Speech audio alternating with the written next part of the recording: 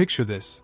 You're standing in the grand halls of the royal palace in Madrid, the air heavy with the scent of opulence, yet something is terribly off. Amidst the gold leaf and velvet curtains, the true face of the monarchy has been corrupted. This isn't the end of an empire. This is the story of a king consumed by his own depravity. Ferdinand VII of Spain, crowned to embody the very ideals of Catholic morality, became a man known not for his wisdom or strength, but for the darkness that consumed his soul. Imagine a ruler, a king, bound by divine duty, who instead of leading his people into prosperity, led them into ruin. Ferdinand VI's reign wasn't marked by battles or triumphs, but by scandals, excesses, and a growing empire of human suffering. His life was one of contradictions, a king adored by the church but devoured by his own indulgences. Now, think of today's leaders, those who sit at the top of their thrones, promising the world but hiding vices that only come to light years later. Ferdinand's reign, his darkness, his selfishness, and the decay of his empire, reminds us of the dangers of unchecked power and moral decay, even in the modern age. What happens when a ruler believes he is beyond reproach? A man who rules not with justice, but with indulgence. Imagine the fate of a kingdom ruled by a king who believes he answers to no one, whose only concern is his personal pleasure. Now picture this. What does it mean when history remembers him not for his victories, but for his vices?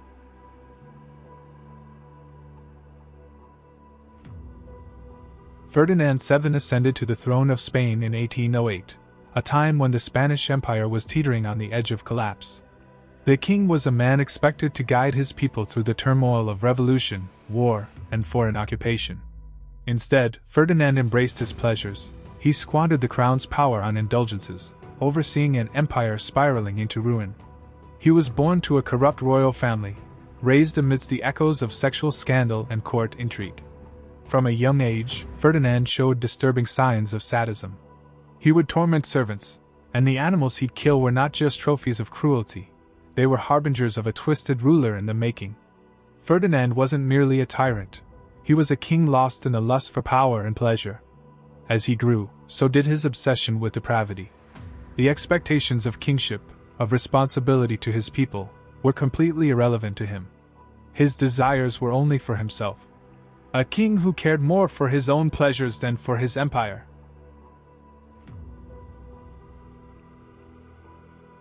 Picture this. Ferdinand's early days were marked by shocking acts of cruelty, which were only the beginning of his disturbing reign. He came into power at a time when Spain, battered by Napoleon's wars and European revolutions, needed a steady hand. Yet his rule was filled with moral and political rot. His cruelty knew no bounds. His personal life became the playground for his darkest desires. Ferdinand's most notable early act was his cruel treatment of his first wife, Maria Antonia. His sexual sadism was well documented. He subjected her to humiliation and pain, using his marriage as a means of asserting his power. Did her death, suspiciously early, owe itself to his abuse? Some scholars believe it did, as his treatment of her only became more destructive with time.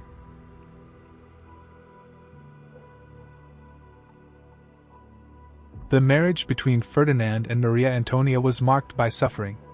The king's sadistic desires were unleashed on his wife, with a cruelty that would shock even the most seasoned observer. The young queen was subjected to physical and emotional torment, her life cut short, leaving behind an air of suspicion about the cause of her premature death. The crown weighed heavy on his head, but the darkness in his heart was far heavier. While the empire struggled under his neglect, Ferdinand continued his reign of excess, parties, orgies, and debauchery that defied the expectations of his royal station.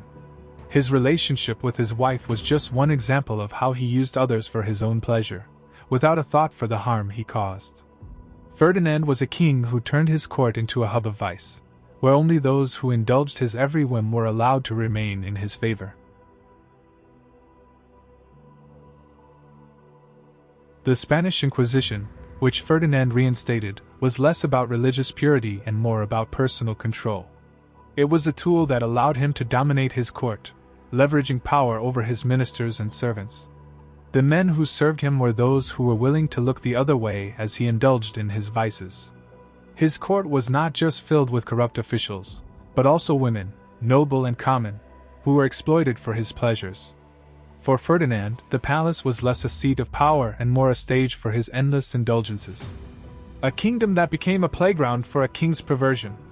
The royal court, once a beacon of authority, became a breeding ground for scandal. Ferdinand's disregard for his people and his own country only deepened as his empire began to disintegrate.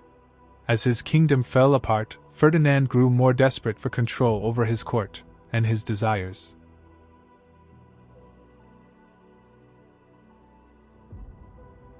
When Napoleon's forces occupied Spain, Ferdinand was forced into exile in France. There, his vices escalated. No longer a king with any responsibilities, he devolved into a man completely consumed by indulgence.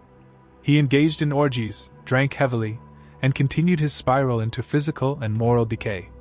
The syphilis he contracted during this period would soon ravage his body, a literal manifestation of his moral corruption. Ferdinand's time in exile was not a period of reflection, it was simply a continuation of his depravity, unchecked and unchallenged. His empire was built on sins, and it would crumble under them. But even as he descended further into madness, Spain continued to suffer. His absence did not ease the tension in the country, and the loss of his empire's territories only further cemented his legacy as a ruler who abandoned his people.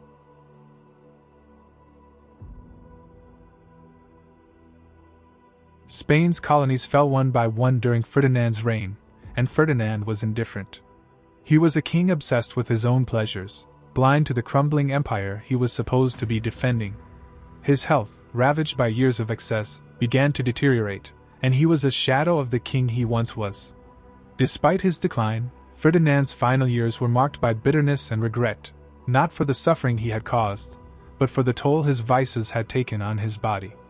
His syphilis worsened, and his once vibrant reign became a grim echo of the decadence that had defined his life. A kingdom of ruin, ruled by a king in ruin. Ferdinand's final marriages were nothing but extensions of his moral decay. His actions left Spain in disarray, and his legacy was a warning to future generations about the dangers of absolute power unchecked by morality or duty.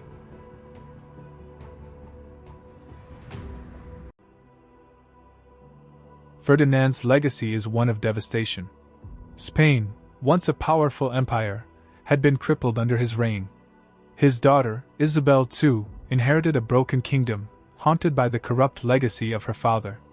The monarchy would never be the same, and Spain's history would be forever marked by the rule of Ferdinand, the king who destroyed everything he touched. The Spanish monarchy, though it continued, was no longer the same. Ferdinand's rule left a bitter stain on Spain's history. His selfishness, indulgence, and cruelty would echo through generations.